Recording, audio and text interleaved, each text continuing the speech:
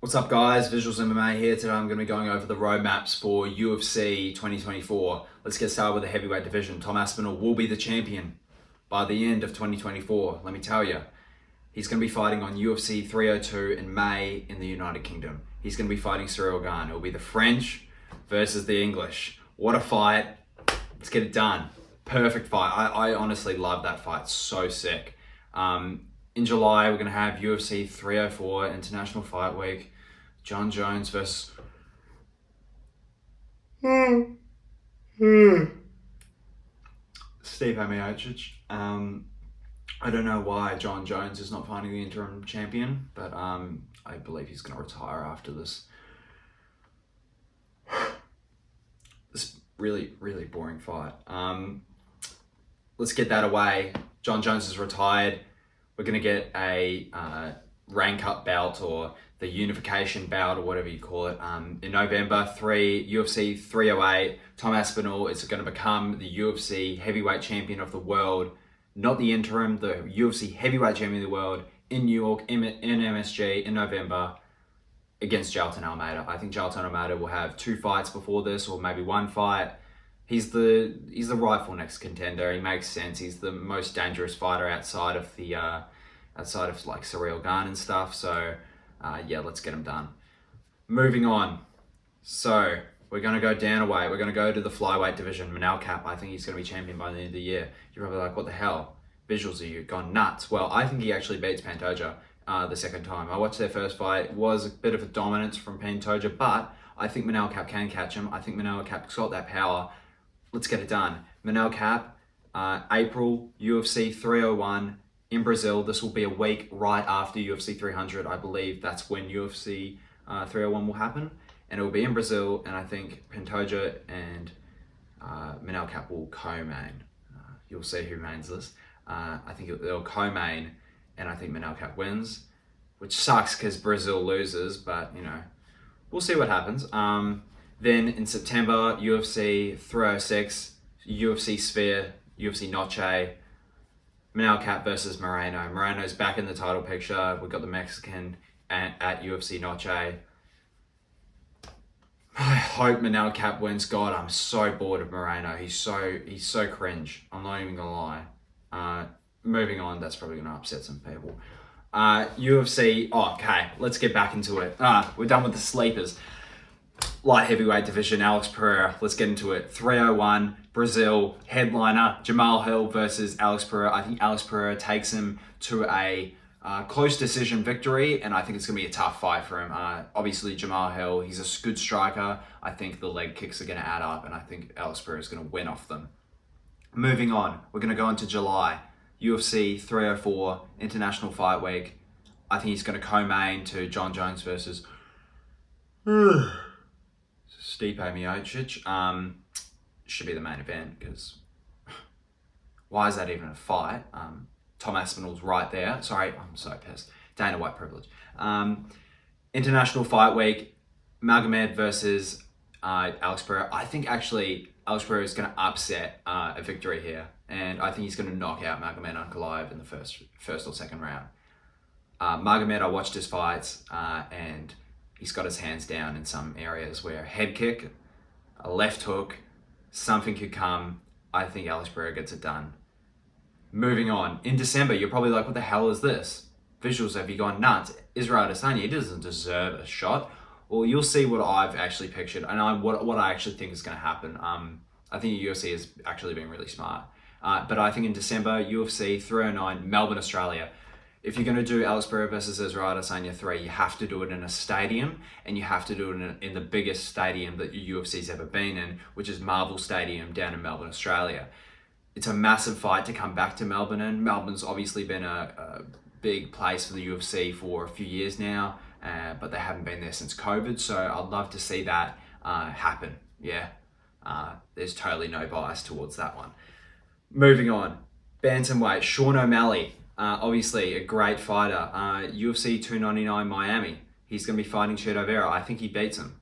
I watched their first fight. That was an injury. You don't do perennial nerve kicks. That's just not a thing. I think he got lucky. Chito got lucky. And Sean O'Malley's a very good striker. Very, very good striker. And I think he'll win this. Moving on, September, the Sphere. I think he main events the Sphere in 306 UFC Noche. I know what you're thinking, like, Sean O'Malley, the American, is going to headline UFC Noche. Well, yeah, well, I don't really see any Mexican fighters actually winning the title, which kind of sucks. But you know what? Sean O'Malley, I think he works really well for the Sphere. You've got this whole like LED display, amazing screen. And, you know, Sean O'Malley's whole vibe is like a fairy, like a rainbow fairy, pixie dust type weird thing. Yeah, put him in the sphere. It'll probably look awesome on camera. Against Corey Sandhagen, a good fighter. I think he's going to try to duck Marab, to be honest. And I don't think he fights 3 times this year. So I think he ducks Marab and he goes for Sandhagen. Moving on, middleweight. Yeah, I think Israel Adesanya is going to become champion by the end of the year. You'll see what happens. So January, UFC 297 Canada. Sean Strickland versus Dricus du Plessis. I think Dricus beats Sean Strickland. I think Sean Strickland is going to be dominated by Dricus, actually. I think Dricus is a stylistic nightmare. On the other hand, I think at UFC 303, Sydney, Australia, I think Israel Adesanya is a stylistic nightmare for Dricus du Plessis. Why? Because the way that Dricus fights is somewhat like, I don't know, Paulo Costa, Yoel Romero, Robert Whittaker. He does fight a lot like these characters and these fighters. Sorry, not characters. Yeah, he fights a lot like them. And I'm just letting you know, this is Israel Adesanya's playbook. I think if Israel Adesanya trains really hard, he will beat Dricus du Plessis 9 times out of 10, which is crazy because I don't think he beats Sean Strickland 9 times out of 10. I think he beats him 2 times out of 10 or something. He doesn't beat him a lot. But I think Dricus du Plessis is, his nightmare matchup is Israel Adesanya. That's where we get to December. I think UFC 309, Melbourne, Australia, get Israel Adesanya versus Alex Pereira. Make them both have the title. Get it done. If they're both champions, get it done. I'm serious. Like, if it's not done, it's done.